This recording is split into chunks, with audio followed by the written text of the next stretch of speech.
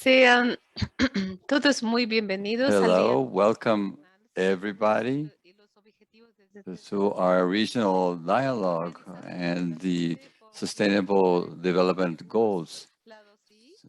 We have A2ii and the Latin American Association of Insurers, ASSAL, and the International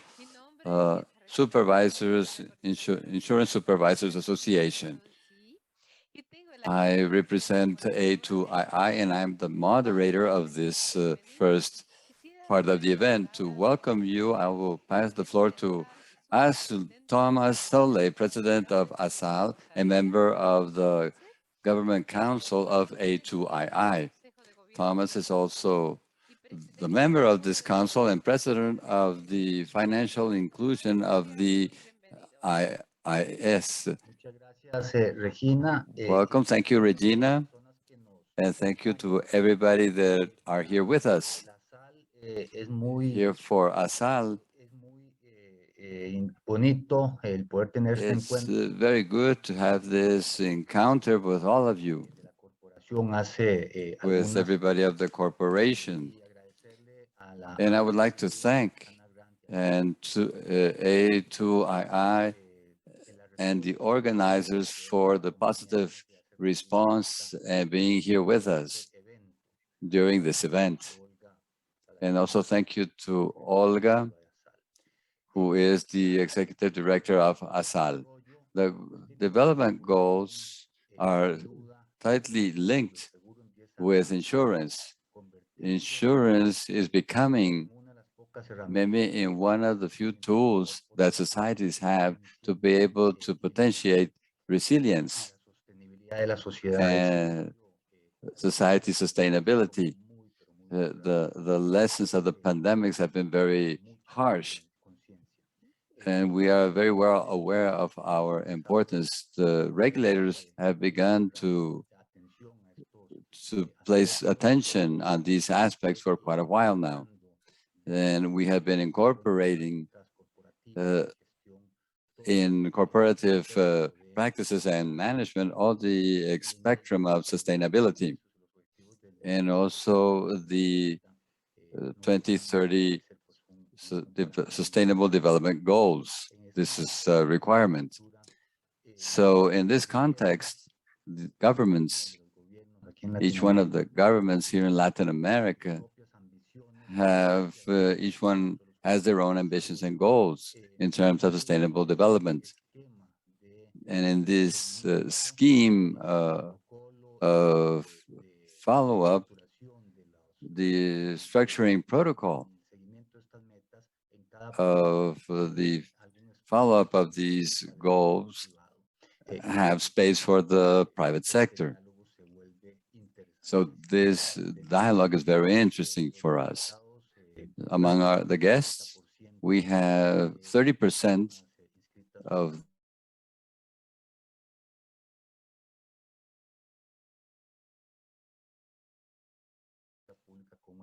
policy makers and also from the private sector.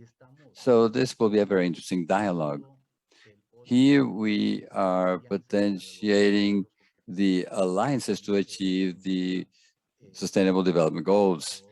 And from the side of the regulators, we are here to support and give form to this dialogue with the private sectors.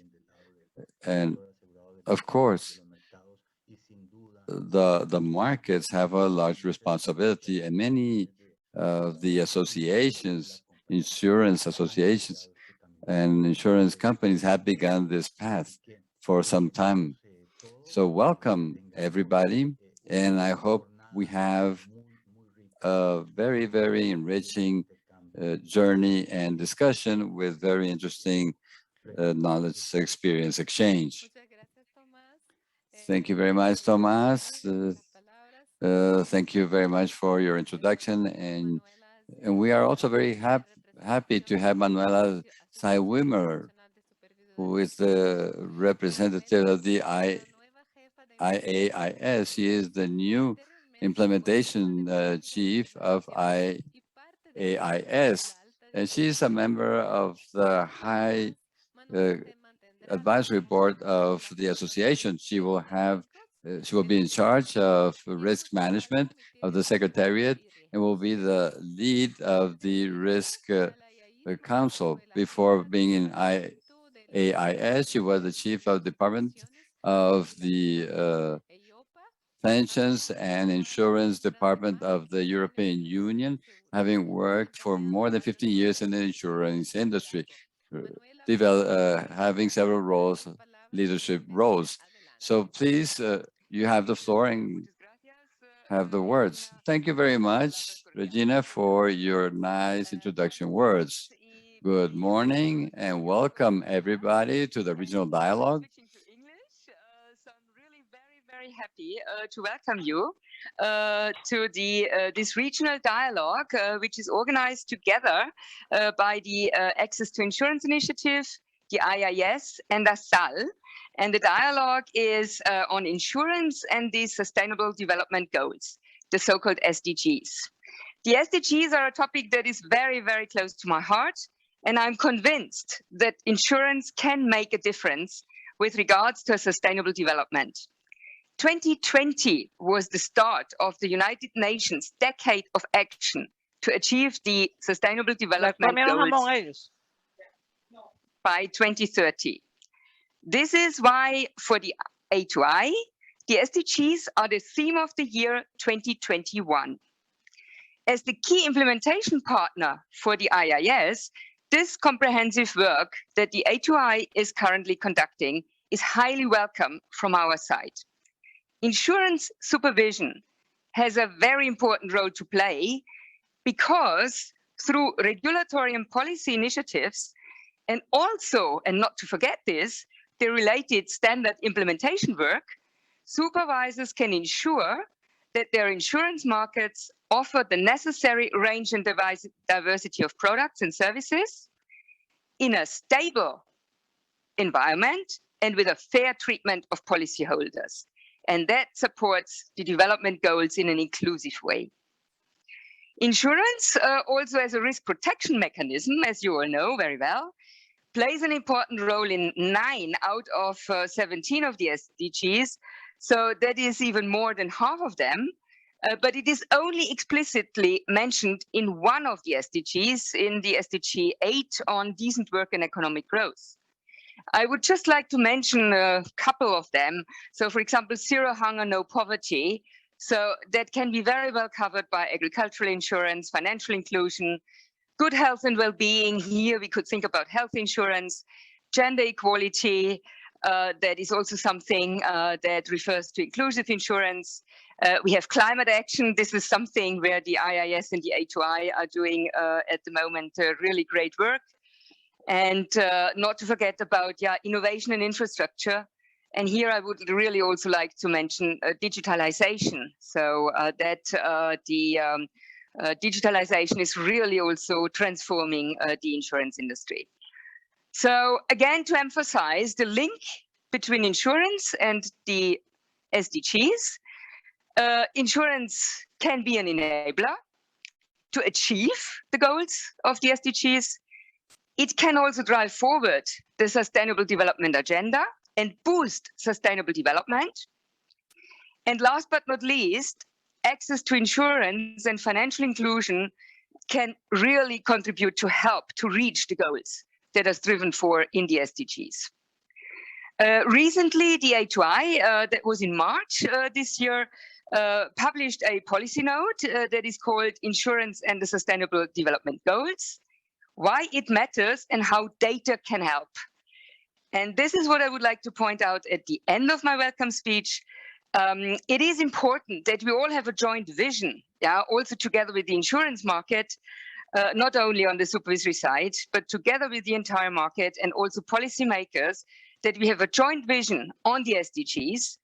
And but this needs really to lead to concrete and practical solutions. And solutions must then also consider national policy priorities. Thomas has referred to governments that play a crucial role in sustainable development. And I think Costa Rica is really a very good example for this. And supervisors can really act as a bridge between the different stakeholders that play a role in achieving the SDGs. Supervisors are also themselves a gatekeeper through setting requirements and, for example, product approvals. This is really also where new insurance solutions can be rolled out and contribute to a sustainable development and a sustainable insurance market.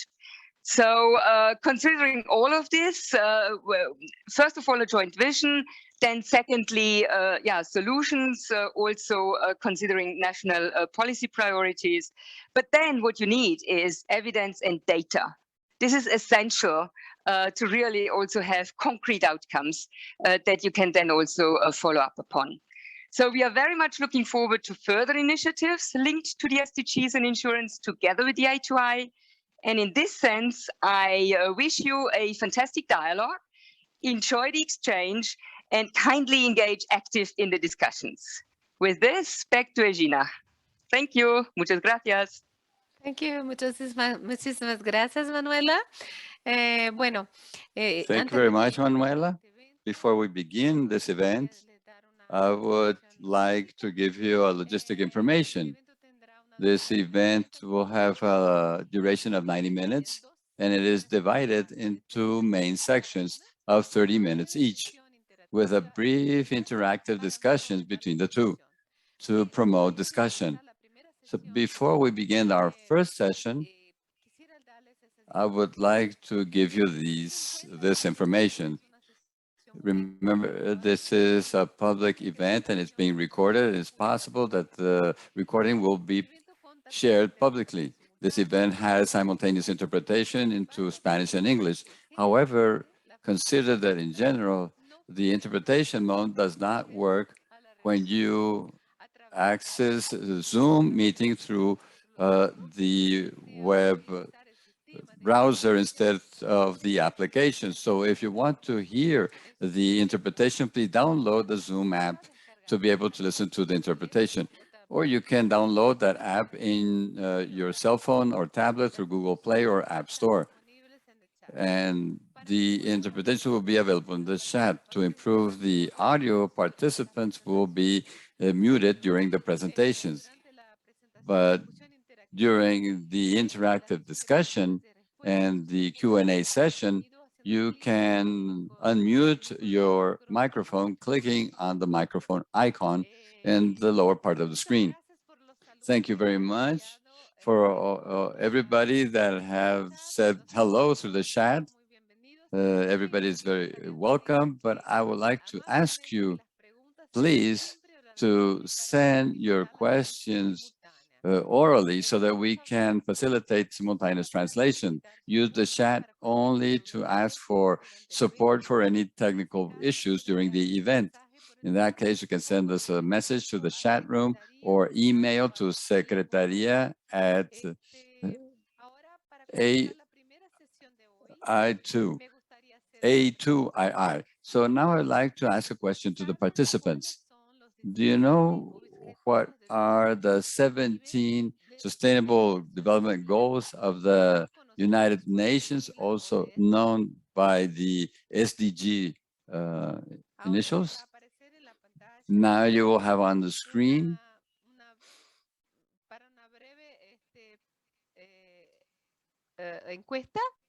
a poll that you can answer. Could you answer it, please? Do you know what are the 17 Sustainable Development Goals or SDGs of the United Nations? Yes or no?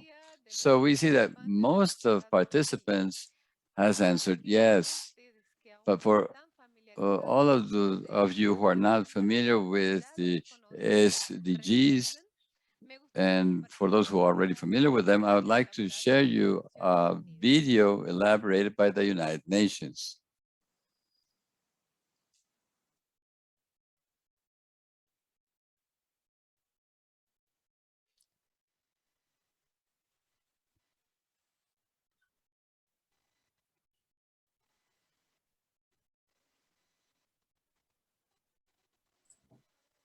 Regina, hay una mano levantada. Una Sí. persona quiere. Regina, somebody raised his or her hand. Por favor, adelante. Yes, please. Go ahead. Seguimos adelante. Seguimos adelante. So let's continue then. Y después en la preguntas y respuestas, And then during the Q&A session, podrán hacer sus preguntas. people may ask their questions. Técnico lo puede If it's a hacer. technical issue, you can write it down in the chat Olga, to ¿lo get puede some poner el assistance. video? Olga, could you please play the video?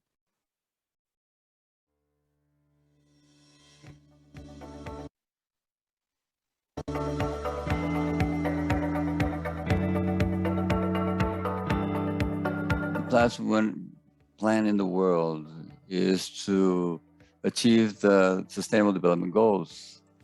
17 partnerships for achievement, decent work, health and well-being, submarine life, clean water and sanitation, climate action,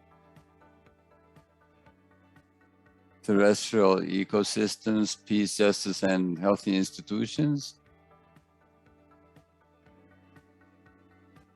gender equality, quality education, zero hunger, industry, innovation, infrastructure, reducing inequality, sustainable cities and communities, eradication of poverty, the Sustainable Development Goals of the UN. Gracias, Olga. Thank you, Olga. Bueno, ahora que todos estamos Okay, so now that familiarizados, everybody is familiar me gustaría with invitar the a nuestra SDGs, primera I'd like ponente, to call our Pascal first Lam, presenter, sobre Pascal los Lam, líderes who is técnicas sobre los technical objetivos leader asociados. on SDGs of the UN.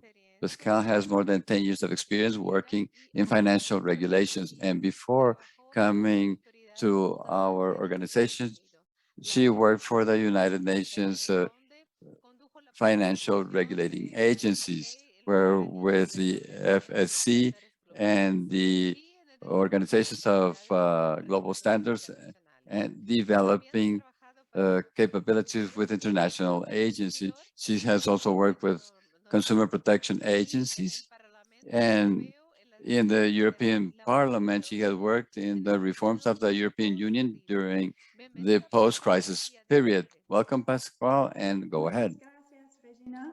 Thank you very much, Regina. El breve video que acabamos de The ver video that we have just seen shows a good introduction to the universal goals, which are the different sustainable development goals. It's not always clear what is the role of insurance in these SDGs, but to achieve this agenda, the Agenda 2030, we required a renewed global effort that gets involved the entire society to share this responsibility and more specifically, to achieve the different goals like inclusive growth, food security, climate actions. Insurance can provide the mechanisms and the tools required to achieve these goals. The second part of my presentation will be in English. I'm sorry, my English is better. So my presentation today will focus on three core areas. First, why the SDGs are relevant for insurance. Secondly, why insurance is relevant to the SDGs. And finally, what role insurance supervisors should play. At the end, I will also share A2i resources that are available, and some of them were already mentioned by Manuela. So why does insurance matter to the SDGs? Well, our focus on the SDGs stems from the fact that there is a growing global consensus that COVID-19 has set back the development progress. and really underlined the vulnerability that's been caused by the protection gap and uninsured losses. Therefore, access to insurance and a sound insurance sector matters for the post-pandemic recovery and sustainable development. While insurance products have evolved and expanded, the underlying mechanism remains the same. The protection of people and assets is a critical component to a more sustainable, resilient, and inclusive economic development.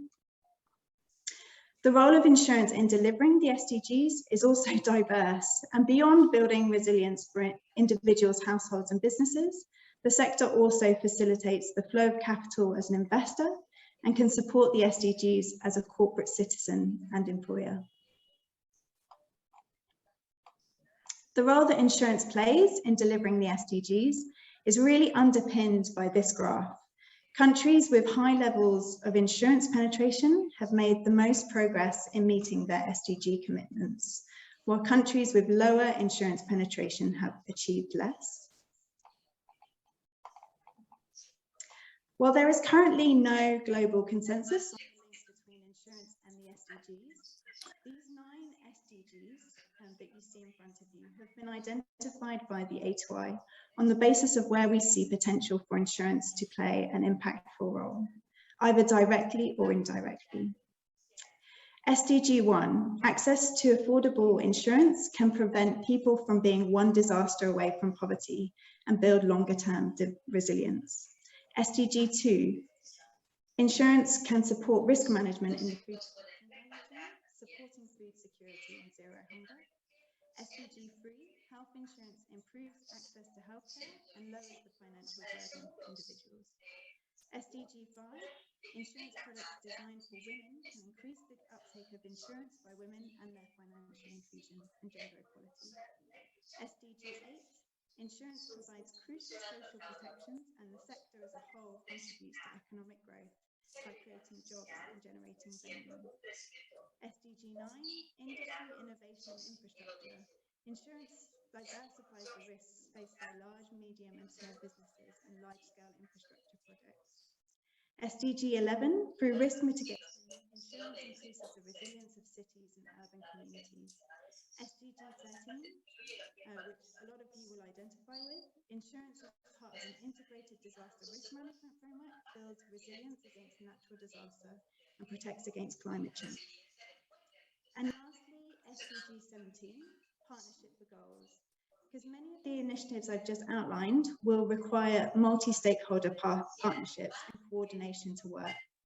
The insurance sector can be a key partner in sustainable development by adopting partnership models in the delivery of their products and services. And in turn, increase insurance penetration. The snapshot that I've given you right now is just that. It's just a snapshot of how insurance is contributing to the SDGs. So as insurance is already playing an important role in the SDGs, it might make you wonder what the role of the insurance supervisor is. But as I mentioned earlier, the pandemic has brought insurance to the fore and forced really highly publicized debates on how insurance has helped support individuals and businesses at their time of need. As governments emerge from the pandemic, they face a range of challenges, including the need to rebuild their economies and find ways to handle complex and interrelated policy areas. Insurance supervision has an important role to play in sustainable economic development. Through regulatory and policy initiatives, supervisors can ensure that their insurance market offers the necessary range and diversity of products and services that support the development goals in an inclusive way. Supervisors are also in a perfect position to firstly advise governments on how to mobilise insurance and build resilience, but also can play a key role in bringing together stakeholders and bridging the gap between industry and government. However, while there is a role for supervisors, there are still some challenges, particularly because the SDGs feel quite abstract in the regulatory and supervisory world. This is due to a combination of factors, and actually the first 2 challenges that I've listed here are interrelated, as insurance is generally underrepresented in the SDGs. It is only mentioned once in SDG 8. Therefore, specific insurance metrics are not captured, and there is a general lack of data relating to insurance in the SDGs. My colleague Yulin Chu will go into much more detail on these 2 points during her presentation. But more generally, there is a lack of understanding of insurance by policymakers, which means that insurance is not often seen as a solution to development problems. On a more fundamental level, the common regulatory mandates that we see amongst supervisors, financial stability, market integrity, and consumer protection, the SDGs don't automatically or directly align with these existing mandates, making it challenging to sometimes justify work in this area. And the same principle can really apply to the insurance sector. We see a lot of market players contributing to the SDGs, but they don't necessarily recognize their role within them. So with all these challenges, how can insurance supervisors on a practical level support the SDGs? Firstly, by building capacity and facilitating the understanding of the SDGs and how they apply to your market. Through analysis, by analysing the factors that influence the ability of the insurance sector to support the SDGs. Thirdly, through collaboration, and this is a recurring theme in this presentation, but working with other relevant stakeholders and policymakers to align efforts in support of the SDGs, but also working with other regulators to learn from their experience and practices. And finally, by working with industry to gather data and evidence. None of the recommendations I've just outlined should be drastically new for supervisors. And similar to the point I made earlier for the insurance sector, we are seeing supervisors already contribute to the SDGs, but not necessarily attribute them. These are just 3 examples of just that. So in Brazil, the Ministry of Agriculture and SUSEP developed the subsidy program for rural insurance premium, which incentivizes insurers to operate in rural areas. In Egypt, the central bank has introduced several initiatives to support the financially underserved, including introducing a gender disaggregated data set.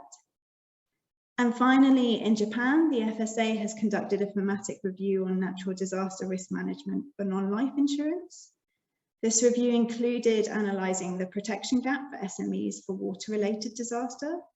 All of these initiatives, this is just a very small snapshot of what supervisors are doing, but all of these initiatives support the underserved and financially excluded, but they also support achieving the SDGs. And similar to the point that Manuela Zweimiller made earlier, they provide a common framework through which policymakers and regulators can really align themselves. For more detailed information on the SDGs, we have multiple resources, including the A2i's policy note that Manuela mentioned earlier, a supervisory lexicon on key performance indicators for supervisors on the SDGs, and my colleague Yulin will cover both of these during her presentation. But also I'll include links to the papers in the chat box as well. But over the course of the year, we have also done a series of webinars with the IAIS that highlights the link between insurance and the SDGs. The next one is scheduled for the 30th of September on health protection gap. And finally, there are dedicated A2i website covering the SDGs. That's the end of my presentation. And if there are any questions, then I will happily answer them during the question and answer session later today. But otherwise, back to you, Regina. Thank you. Thank you. Muchísimas gracias, Pascal. Thank you very much, Pascal, for your excellent presentation. I am really anxious to begin our poll. I hope that everything works technically. So in this, and then after the poll, we will have an interactive discussion during which you will be able to ask your question to Pascal, and I hope that everybody will participate in it. Everybody is ready? Here we have our first question. Which SDG is most important to you personally? Please answer the poll on the screen by choosing your response option. So How are we here? Bueno, desde el punto de Okay, vista personal, so todos, which todos SDG is most important to you personally? el fin de la pobreza. It seems that everybody chose A la hora SDG de 1, the preguntar end of poverty. pregunta, Now let's go to the second question. ¿en qué áreas cree que las In which aseguradoras areas do you believe contribuir con that más eficacia? insurers can contribute more effectively? Sí, ¿en qué área las aseguradoras pueden contribuir con Or más where can eficacia? insurers contribute most effectively to the achievement of the SDGs? Bueno, la mayoría de los Most of participantes participants, siguen respondiendo. they're still answering. Let's wait, let's give it a few seconds. Bueno. Bueno, según los participantes, la gran According to mayoría participants, contestó que most of them answered serían ofreciendo that it would be productos offering products and services. Bueno, la gran mayoría ofreciendo productos So y servicios. most participants say that it would be offering products and services. And the third question that you will see on the screen is why isn't insurance used sufficiently as a tool for development?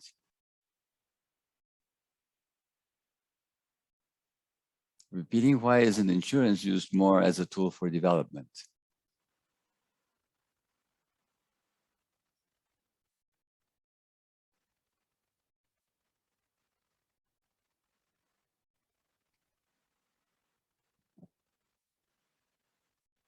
Bueno, hoy creo que hay así una preferencia. I think that there's a preference No hay visibilidad suficiente entre for los formuladores de política lack of joint vision and alignment between pero stakeholders. está muy cerca también la falta de And we visión also y have alineamiento entre las partes interesadas. so not enough visibility among decision makers and government, and also lack of joint vision and alignment between stakeholders. So let's go to the next question now. This is the last question. Which supervisory role is most important to support the SDGs?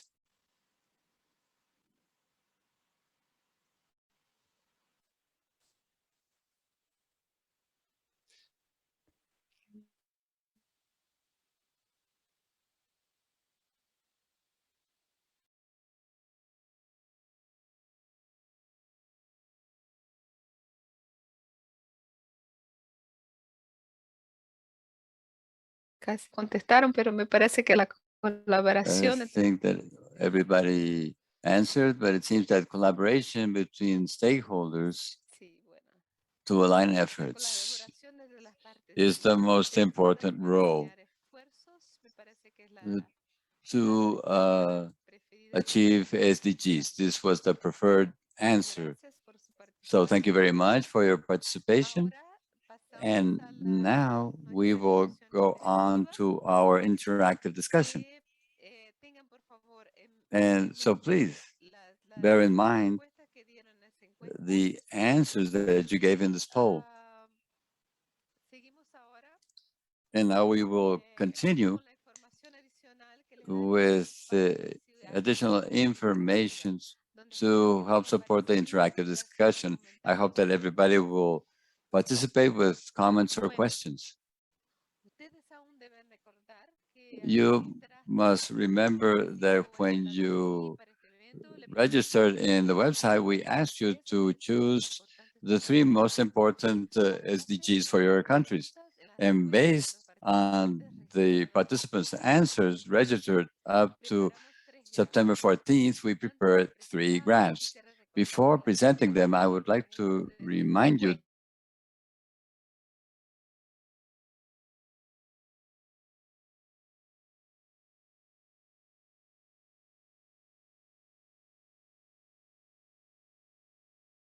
señalando que los siguientes ODS por orden de relevancia. ODS 13, acción por el clima. SDG 13, climate action. 8, decent work and economic growth. And SDG 3, which is health and well-being. We have to say that all 9 SDGs were considered relevant.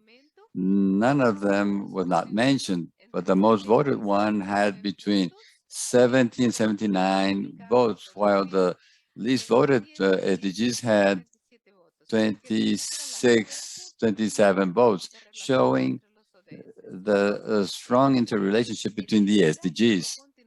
In the next graph, we can see the result from the point of view of the supervisors. And for them, the most relevant SDG is decent work and economic growth, followed by 19, industry, innovation, infrastructure, and SDG 13, climate action. The least important are SDG 70, partnership to achieve goals, and SDG 2, which is zero hunger. For the industry and the private sector, that is presented here in the next slide, the SDG 13, climate action, and SDG 8, decent work and economic growth, are virtually tied in relevance and very close to SDG 3, which is health and well-being. And the SDG 2 and 17 were the least relevant for the industry and consultants.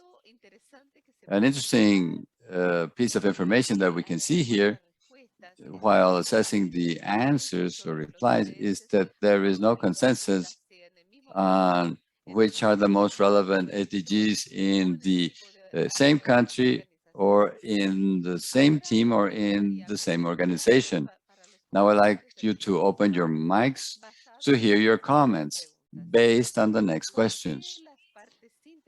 Why the stakeholders, public and private stakeholders, have different points of view on the SDGs, and what could be done to align these expectations. The second question is, do you believe that the members of your team have the same opinion about the relevance of each SDG? So those who want to speak, please click on the raise hand icon if you want to say something.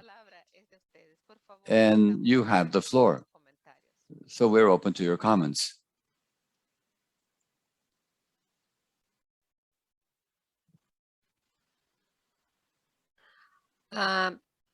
Tenemos yo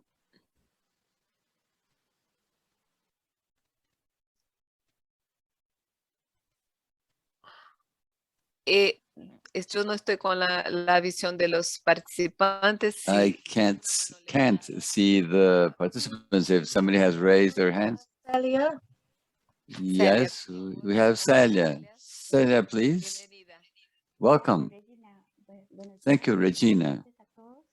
Good afternoon, everybody. What really calls my attention is the question, why do the stakeholders have different points of view? And I would take a step back. I think that the different stakeholders, both private and public, in some countries and certain moments do not have enough knowledge and awareness that the SDGs is something that impacts the businesses and the regulating agencies. So I think that for the stakeholders to be on the same page and to have the same vision and to work for that, it depends to be aware that this is a subject that impacts us, and we have to build capacities. We have to build this awareness and these capabilities in the insurance industries. And here, this is why the supervisor is so important. Oh, thank you very much, Celia. Now, I'd like to remind you of the first question that we asked when we began our event. Most participants answered that, yes, they were aware of the 17 SDGs, but it was not a major difference. So maybe we have to have the knowledge of the SDGs and to know the relevance of each SDG. So people will know the role that each entity or supervisor may play.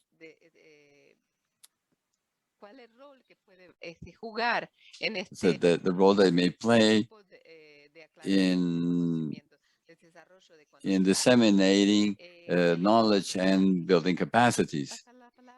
Does anybody else want to make a comment or ask a question to Pascal?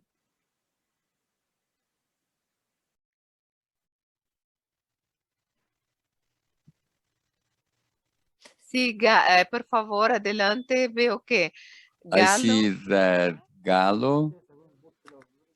Delgado, yes. Por favor, adelante. Please ask your question. Thank you very much. Can you hear me?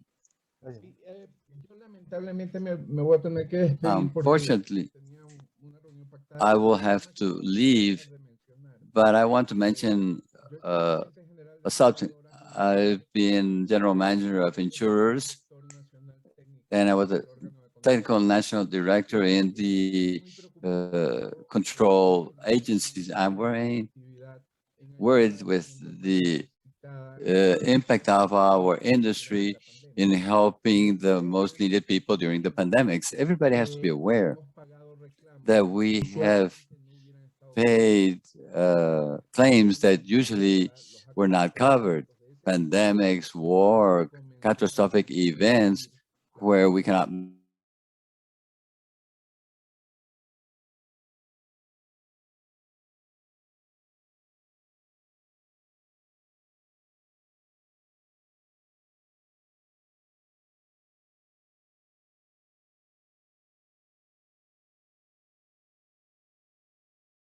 and the reason is very simple. They did not have reserves for that.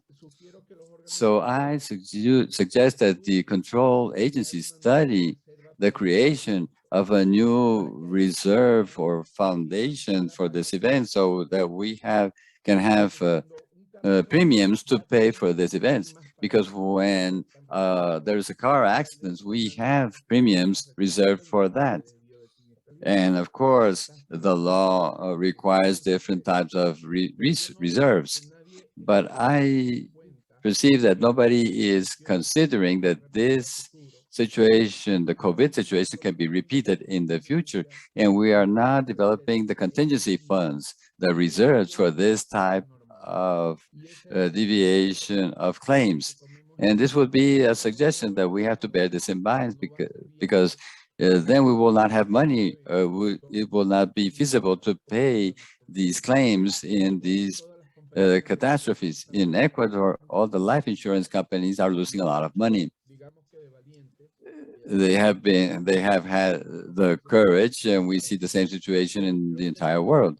But I think it's the time that the technicians come into play and to create a special reserve to face the situation that I hope will not occur again. And it will work like the catastrophe reserves that we have, for example, during the event of the World Trade Center in New York. So this is my recommendation. We have reserves for other catastrophic events, but we did not reserve 1 cent for a COVID pandemic. So I suggest that the regulating agencies consider this so that in the future we can continue to help achieve one of the SDGs, which is to help vulnerable populations. Thank you very much for your comments. Since we have a lot of supervisors present here in this event, maybe somebody would like to answer you. Any insurance supervisor would like to say something? Sí, Tomás, por favor. Tomás, please, go ahead. Thank you, Regina, and thank you, Gallo, for your comments. Actually, an event like the one we are living, during the global pandemic is an uninsurable risk due to the correlation that exists with all the losses. It's impossible to insure against them. And there is a major discussion both in the IAIS and in other UN agencies to prepare for the next pandemic and how to create these buffers in society to make them more resilient. Some issues insurance cannot solve, but others insurance can solve. And here, issues of pandemics or cyber risk or catastrophes, here we have to reflect on that and also define policies so we can be more resilient in the future. But your concern is the concern of all the regulators and of all governments. In a pandemic with these features, it was the first time in the world that we see with such a global economic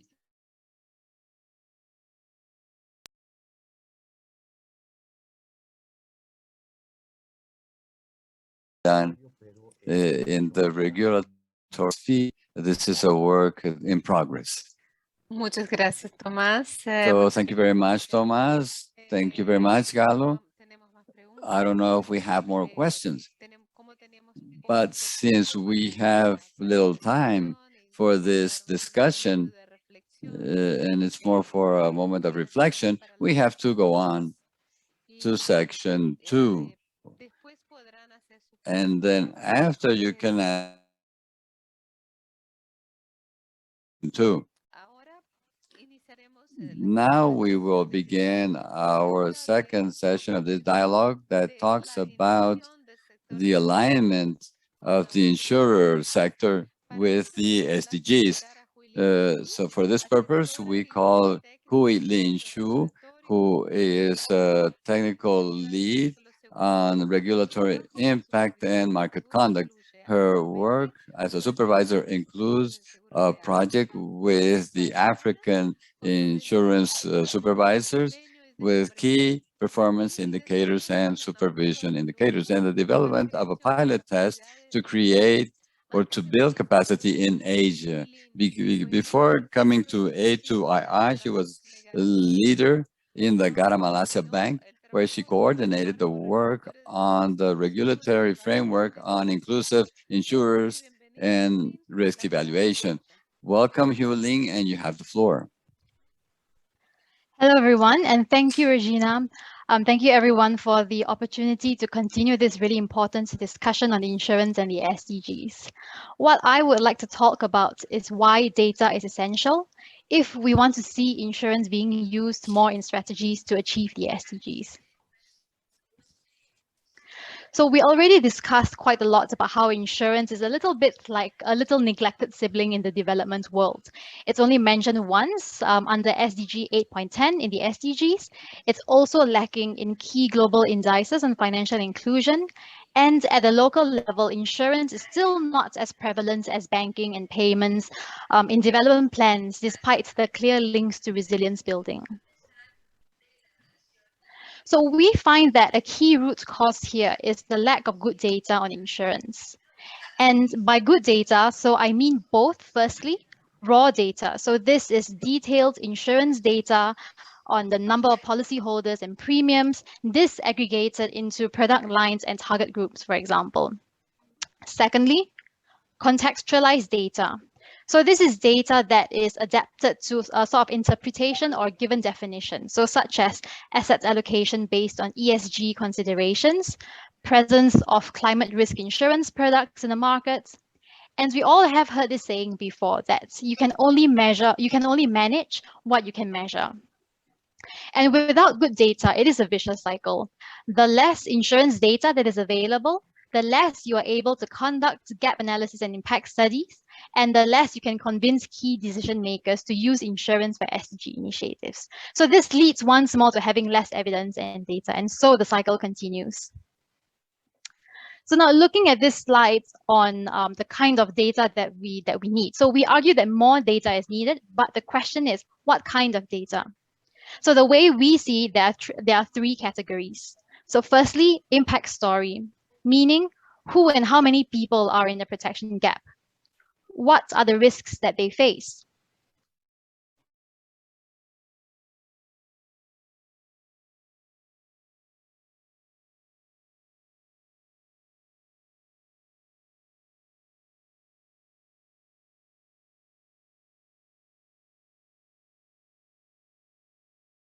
And how many relevant products are insurers currently offering? What are the target groups that are being served by these products? And importantly, what is the uptake and the quality of the products, such as the number of policies, the premium levels, the claims ratios and incidences, and the complaints rates? Third category is corporate citizen. So meaning, how are insurers contributing to the SDGs aside from underwriting products? So things like being an investor, being an employer, a risk expert in the government, a convener, and a business overall. So moving to the next slide, let's look at how you would use this data. So firstly, with impact story data, it can help you assess what areas can best benefit from insurance and how you could design and deploy the insurance solution accordingly. And importantly, it also provides evidence for you to engage and advocate with decisions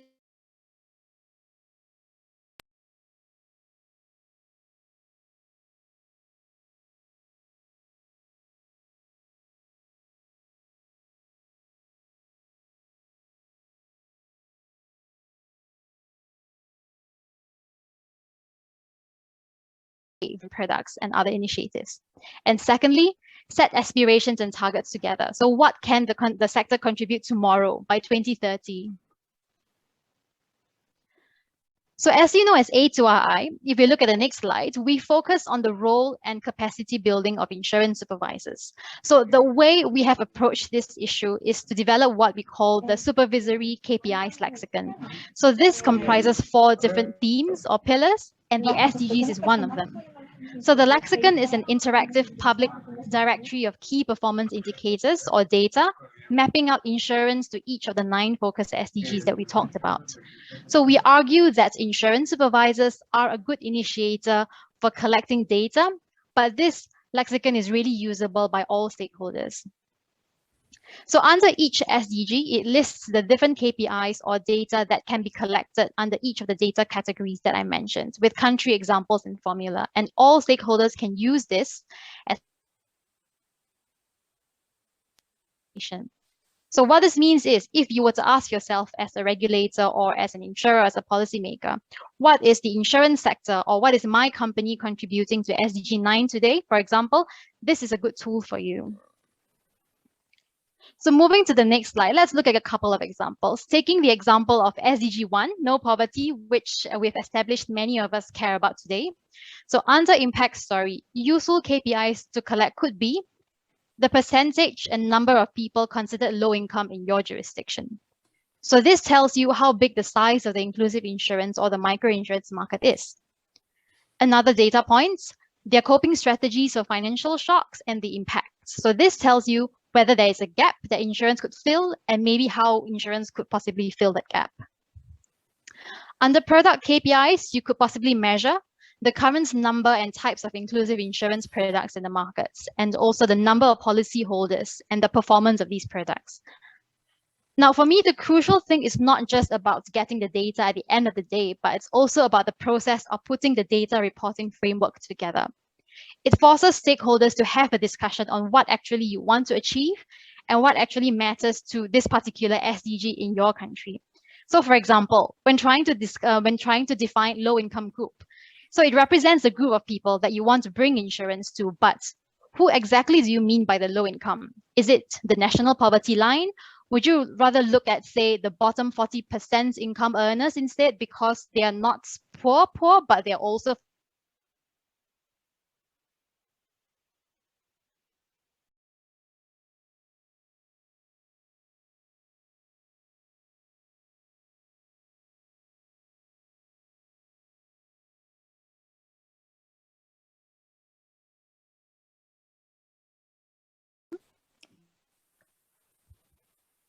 Yeah.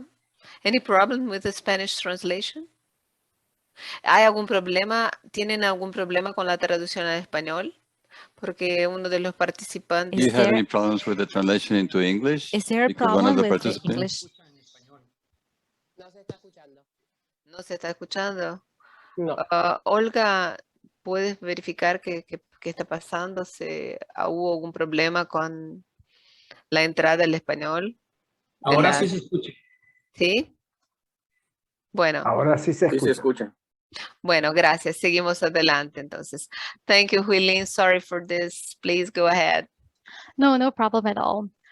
So as I was saying, when trying to define the low income group, what are the definitions that really make sense in your jurisdiction? And also, what do you consider as inclusive insurance? Is it only microinsurance as defined by the regulation? Is it mass insurance?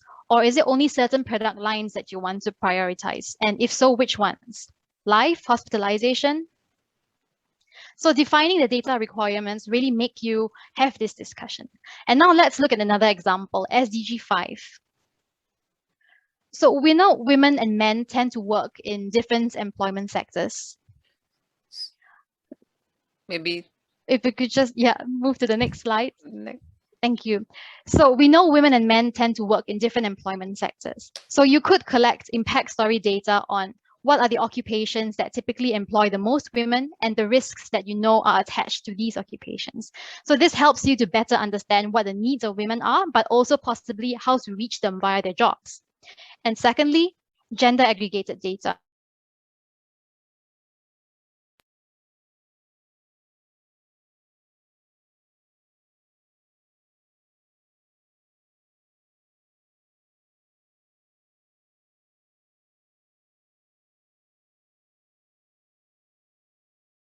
Maybe that you should start collecting. If we move to slide to the next slide, my last example here is on SDG 13 climate action. So an impact story KPI that you could collect here is, for example, the percentage of households exposed to disaster risk or the fiscal impact of uninsured losses arising from catastrophes. And an example of a product KPI can be the number, the types, the uptake, and the performance of insurance products that are considered climate-friendly insurance. And again, this forces a discussion between industry regulators and policymakers on what do you really consider as green or not green, climate-friendly or not climate-friendly insurance in your jurisdiction. So California, US, for example, they have a public climate smart insurance database, which is based on a definition of which product lines qualify for the definition of being climate smart. And this database is actually available for the public to refer to. And by doing something like this, policymakers and regulators can help signal a very clear stance on what types of insurance matter to climate resilience goals, what insurance companies and the sector at large need to do in order to support climate resilience initiatives. And this is whether through products or whether through strengthening your financial soundness in line with prudential frameworks. And when policymakers, regulators, and the industry agree on what really matters, the insurance sector can also then respond accordingly. And this is what we really mean by a joint vision. So now moving to my final slide. So remember, our ultimate goal is to really get insurance out there and to utilize insurance more in achieving the Sustainable Development Goals. But where do we start? So of course, it's always easier said than done, but we advocate for 3 key things. So firstly, start with good supervisory reporting data. Good quality data that can be used meaningfully for policy analysis. And importantly, not just premiums data. Secondly, discuss and agree on what counts towards the Sustainable Development Goals that you want to monitor. So what kind of insurance, what efforts really matter in your jurisdiction? And finally, supports knowledge and data generation efforts. So surely a lot of data is already available within your individual companies, within individual ministries, policymakers, and regulators. And so just to reinforce the message about the importance of public-private collaboration, it is important to coordinate and try and pool this data and to identify where there are gaps. If there are gaps, you can then commission research to get the data. But first, we feel it's really important to make use of the data that you already have. So on that note, I end my presentation. Thank you very much for your attention, and back to you, Regina. Muchas gracias. Thank you very much. Muchas gracias. Excelente presentación. Thank you very much. Excellent presentation. Bueno, todos podrán hacer sus So preguntas o links. everybody could ask the questions at the end. Ahora vamos a tener Now we will have the declaration of the representative of institutional affairs and international relationships, Veronica López Quesada, who will talk about the indicators used for general equality.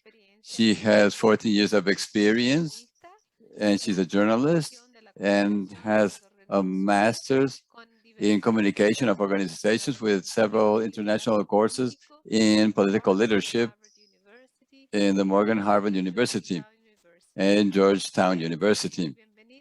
Welcome, Veronica, and go ahead, please.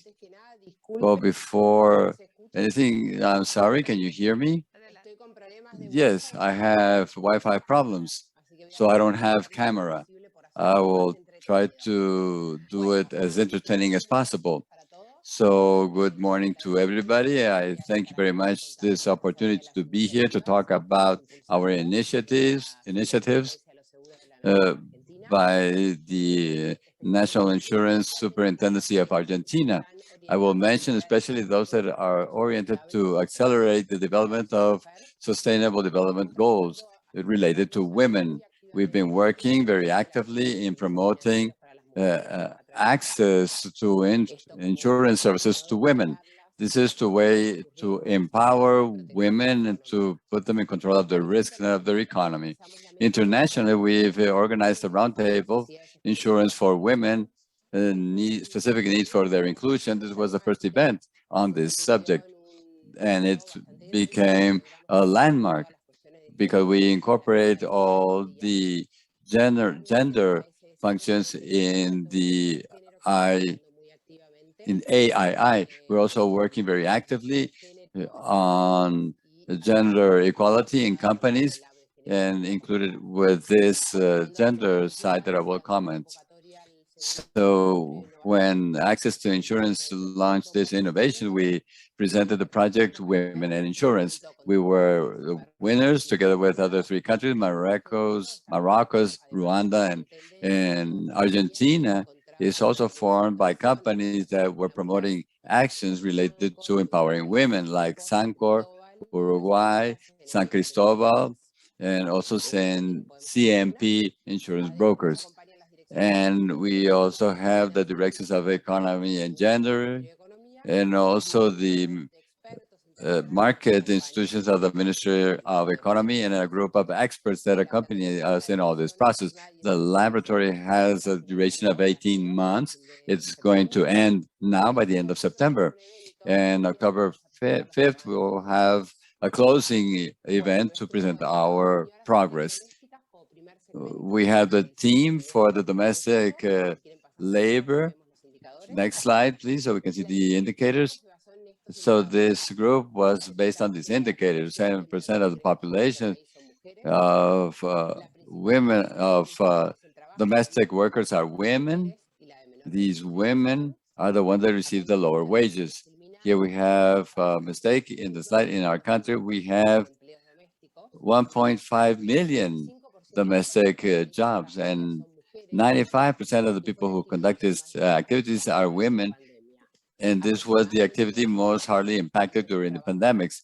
About 200,000 women lost their jobs during 2020. These indicators were taken from the National Institution of Census and Statistics, which is a technical agency that works in the Ministry of Economy.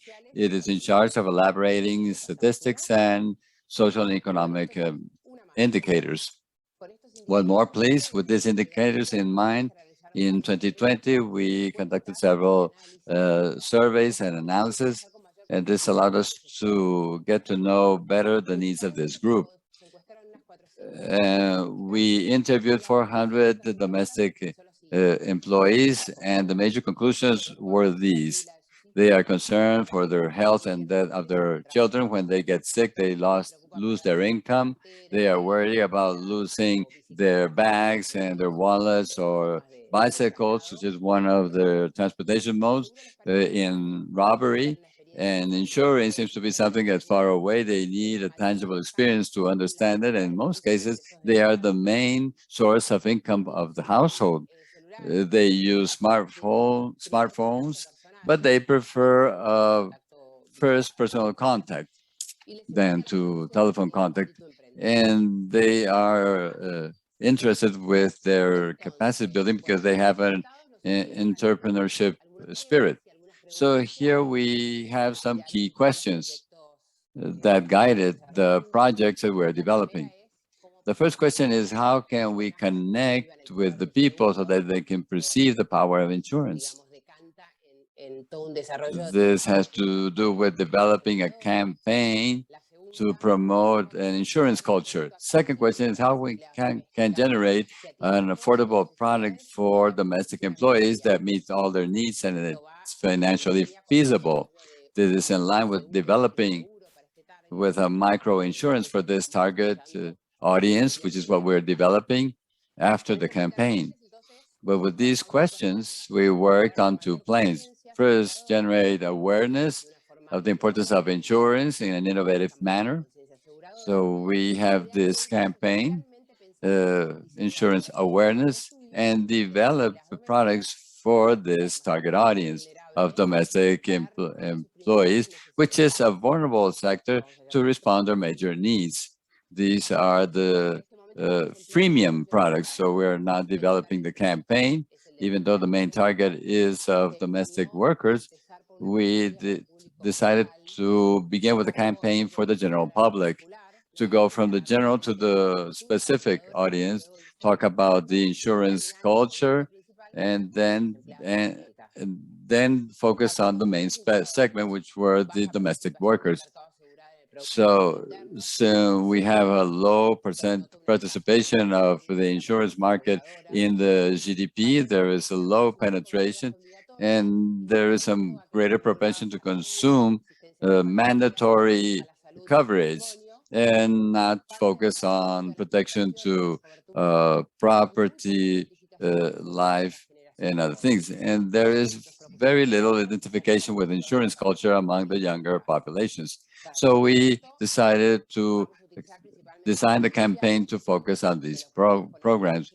We want a simple campaign with daily actions to show that insurance improves your life in a very tangible manner, especially for young people.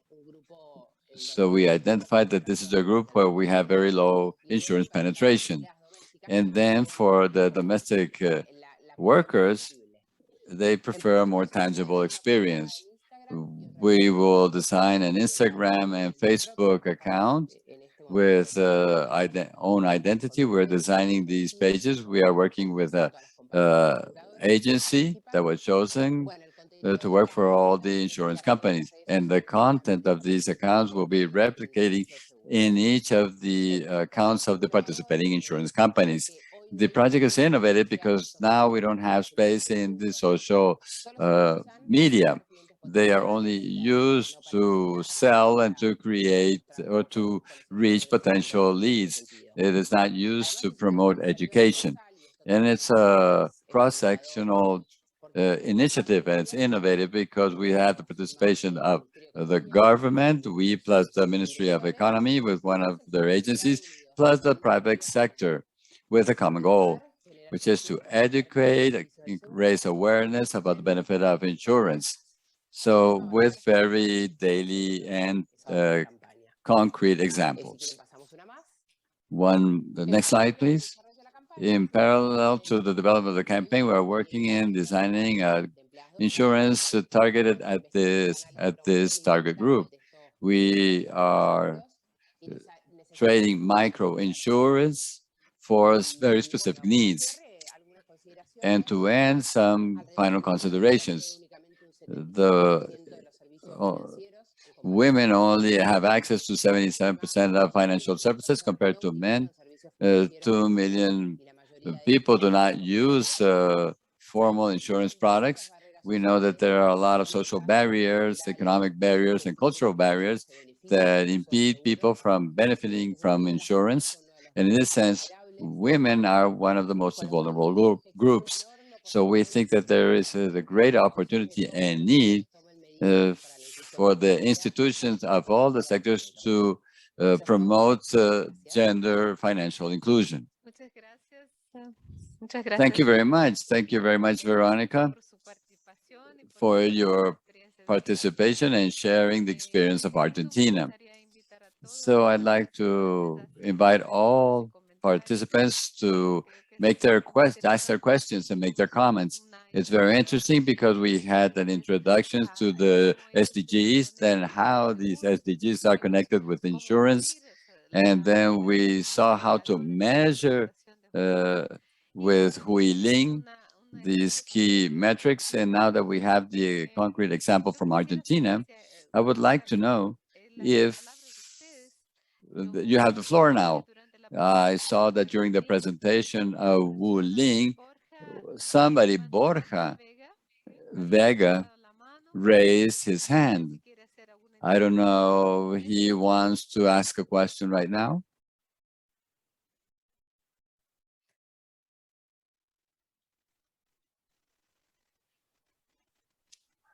¿Algún comentario?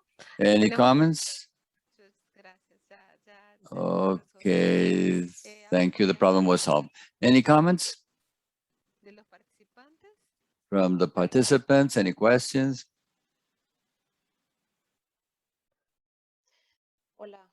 Sí, por favor, adelante. Please go ahead. Ethel. Good morning. My name is Ethel Maldonado from Costa Rica. I have a question specifically for the Argentinian case. So in the previous presentation, we saw that there's a need for certain data and analysis of populations that may have unmet needs. And in this case, in Argentina, we are talking about the women, which are the most affected, especially during the pandemic. My question is, what are the challenges met while identifying vulnerable populations? How do you coordinate actions between insurers, intermediates, and the regulators to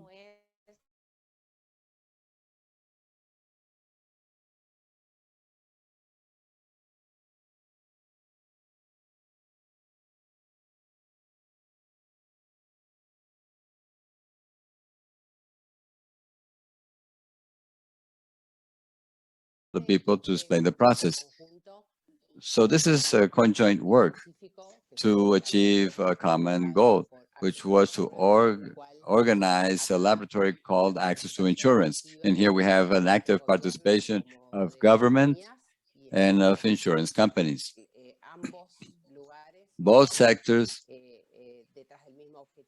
are in search of the same goal. This is an enormous coordination effort because we have permanent meetings, not only with Access, but also among us within the team. So it's always coming and going.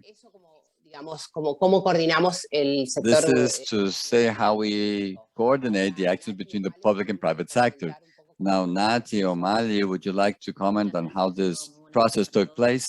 Thank you. Thank you. Good morning, everybody. As we said, when we began this project, it was something that was not very visible for the private market. And the governmental sector can make this more visible, as Veronica showed all these statistics. And also Access gave us the opportunity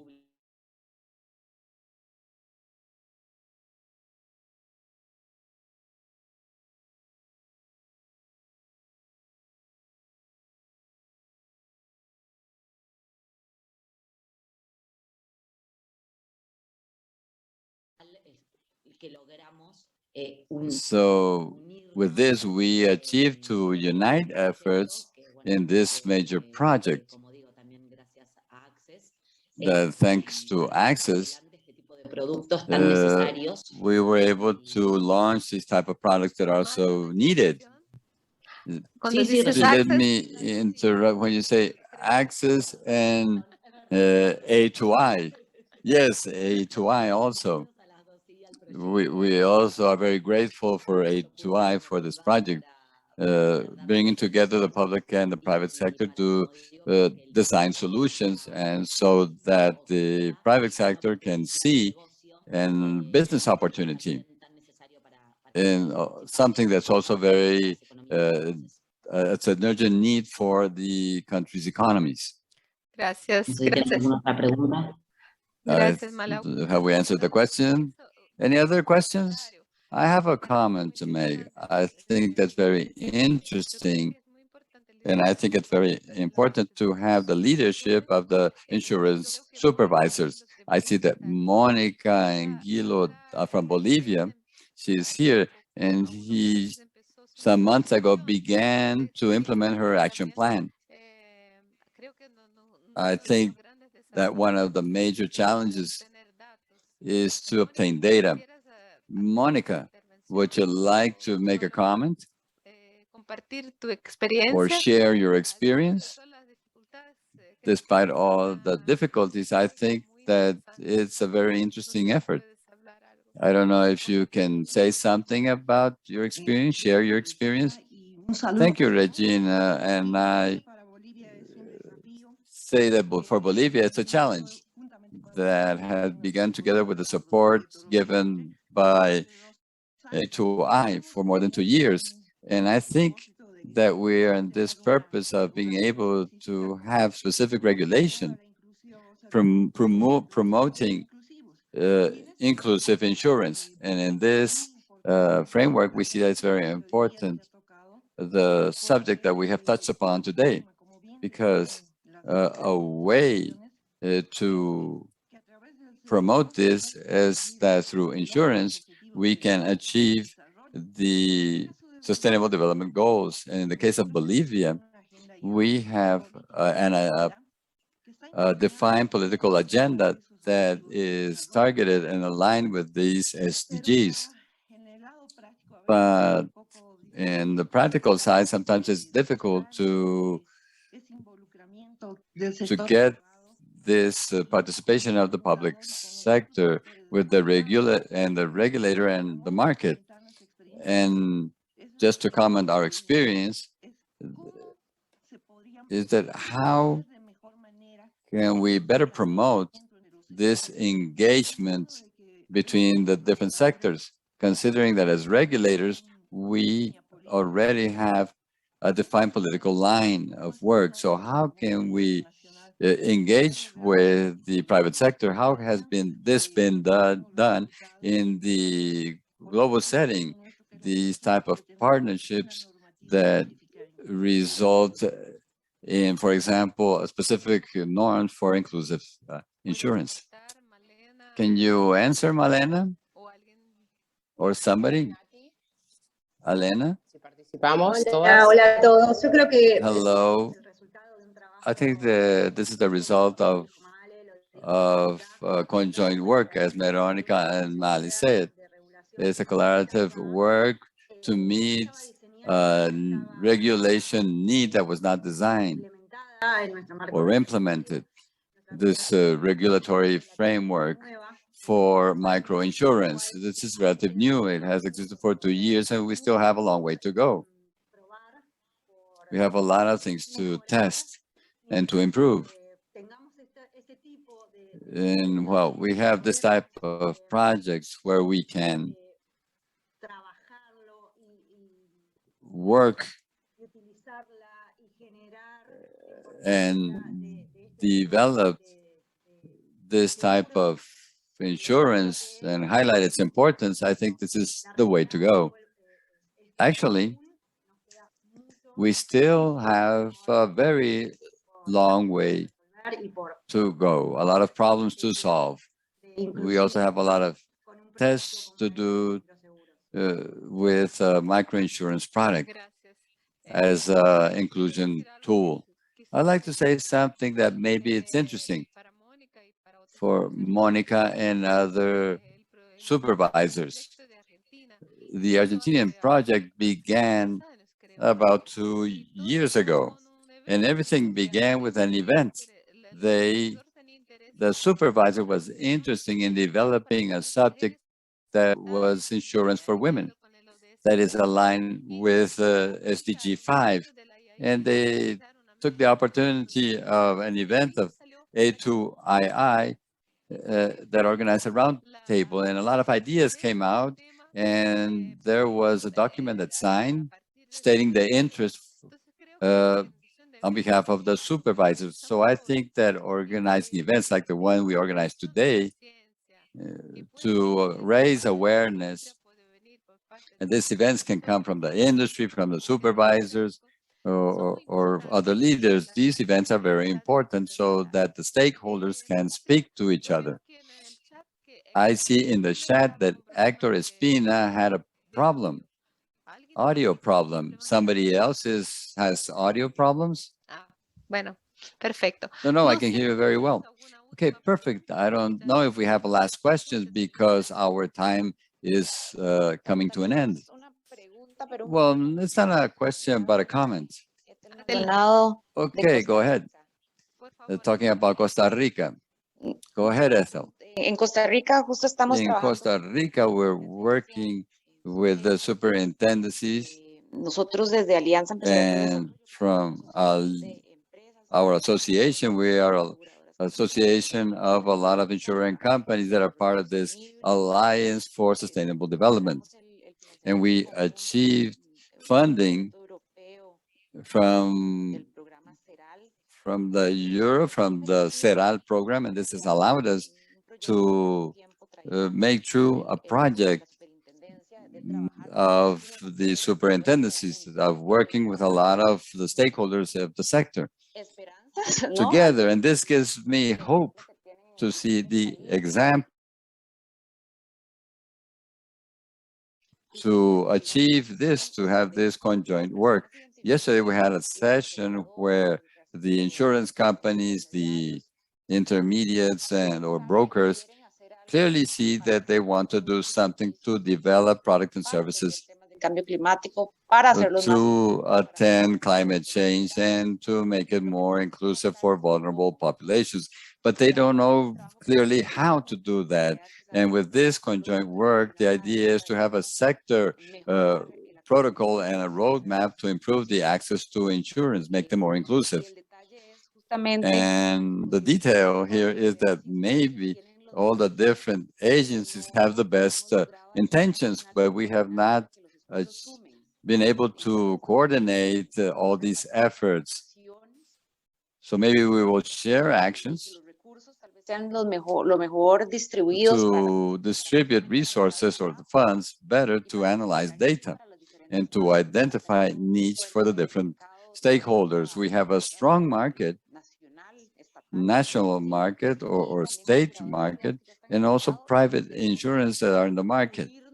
And we have to come together instead of competing only. We have to come together to develop the best products and services for the market. So with the support and leadership of the regulating agencies, which actually calls upon everybody to come to an agreement, we hope that in the near future we can define projects, innovative projects,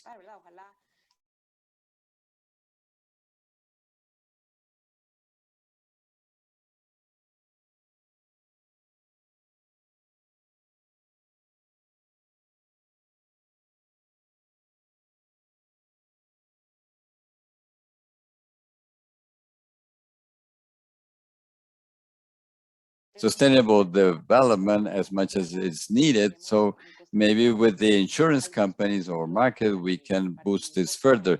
And we have some pilot projects, so in the short and medium term, we can have the products and services similar to the ones that you have in Argentina. Thank you very much. Thank you for your comment. I think that we have good news.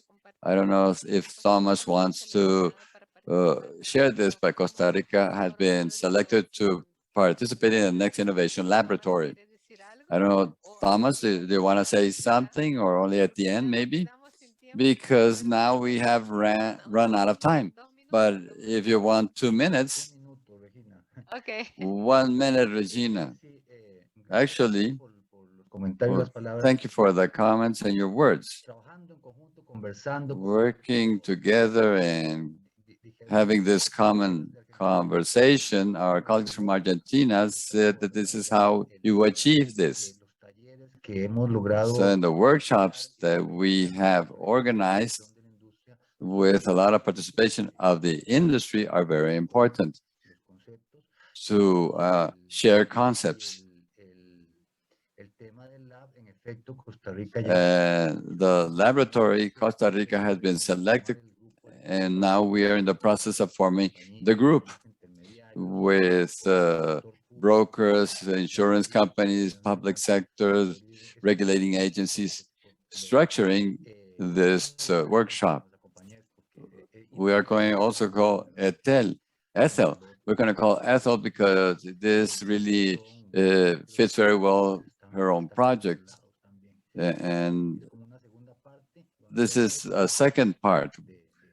We will have 12 months of work with the teams, and we hope to have the first working meeting in brief with a lot of sector presentations and individual presentations very soon. Thank you. And we don't have time, but you can send your questions through the A2ii to email. I would like to thank a lot all the participants and the speakers, Thomas, Manuela, Pascal, Julín, Veronica, for this inspiring event. Also thank the ASSAL Secretariat, especially to Olga and to the translators and all of you who participated in this event. I give the floor to Thomas Soleil for his final comments. Thank you very much, Regina. I think I've spoken a lot, so I'll be brief. I would like to thank everybody for your presence, for your active participation in this dialogue. This dialogue was a need that we had detected in the ASSAL directory, and be able to potentiate this dialogue with the participation of so many people, stakeholders that are not other than the regulator. So it was great, and thank you for the presentations and to everybody for your opinions and comments. Insurance, undoubtedly, for us who are working in this industry for a long time, is one of the most compassionate and sustainable industries. And we have to look for the solutions to have more fair, integrated, and inclusive societies. And all this requires the actions of the insurance industries. And I hope that I call upon the different companies or countries to maintain these dialogues open, and also the public sector to develop policies to be able to incorporate all the stakeholders, to be able to strive for a common goal, which are fairer societies, leaving nobody behind. Thank you, everybody, for your presence. Thank you for A2ii and IAIS for making this event possible. Now I pass the floor to Hannah so that she can say her final comments. Thank you very much, Regina. And I'd actually also join with your final comments to Thomas there, saying a big thank you to Thomas, actually, in your leadership for picking out the theme for today, and ASSAL as well for supporting us in organizing today's event. As has been mentioned by, quite a few speakers, insurance can play a big difference in sustainable development.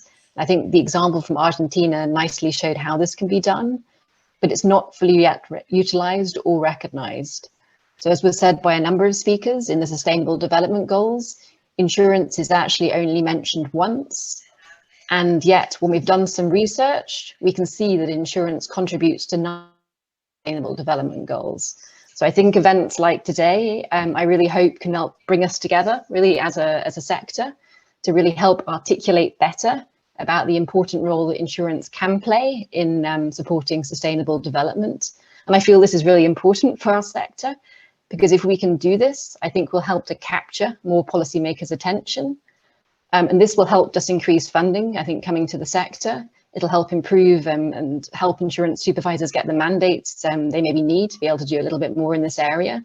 So I really welcome the opportunity, I think, provided by today for us to all put our heads together. I hope the content sort of shared by my colleagues will help sort of give you a starting point, let's say, in doing this. So Pascal, my colleague, shared with you, or just provided the explanation around how insurance does contribute to each of the different SDGs, but also talked about some of the challenges that supervisors see in sort of taking this forward. And then I feel a little bit more practically, maybe my colleague Hui Lin talked about our KPI lexicon, and here how we have developed some indicators that